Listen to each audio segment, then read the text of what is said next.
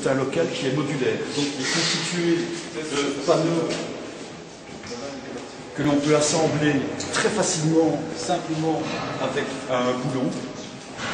Ce local est constitué aussi d'éléments de plafond qui sont aussi modulaires et d'éléments de plancher qui permettent soit de se fixer dans le sol, soit simplement de poser le local modulaire sur ce plancher.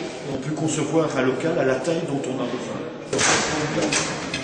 La porte s'ouvre vers l'intérieur du local modulaire blindé, simplement avec une serrure rouleau. Donc, elle est tout le temps ouverte.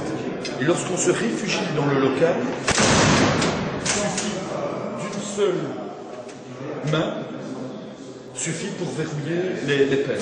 L'autre utilisation, c'est ce que les Américains appellent safe room. Là, on est plus dans une utilisation de coffre, on est plus dans un local qui permet de protéger ses biens. Donc à ce moment-là, on a le même type de porte, mais avec un autre type de serrure qui peut être mécanique ou électrique. Et là, le local permet d'héberger soit des pièces de collection, soit des objets précieux. Ça, c'est en fonction des besoins des personnes. Il faut que l'ensemble des mesures de sécurité soient prises au niveau de l'habitation. Et donc, il faut des systèmes d'alarme, il faut des enceintes sécurisées. Mais ceci vient en appui de ce que l'on peut faire comme sécurité au niveau d'une habitation. Le modèle résiste à un certain niveau anti-balle. Si on veut atteindre des niveaux plus élevés, à ce moment-là, la conception des panneaux est un peu différente. On revient à ce moment-là avec de l'acier balistique, de l'acier anti-balle.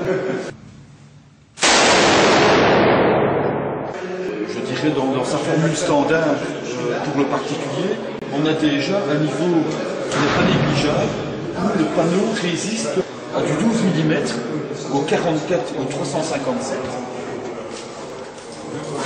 Et on voit que il n'y a rien qui est facile. Je dirais, rien qu'avec une composition déjà assez basique, on parvient déjà à un certain niveau de sécurité anti-balle. Pour atteindre des classes supérieures, à ce moment-là, il faut renforcer l'arrière avec des aciers spéciaux, des aciers balistiques.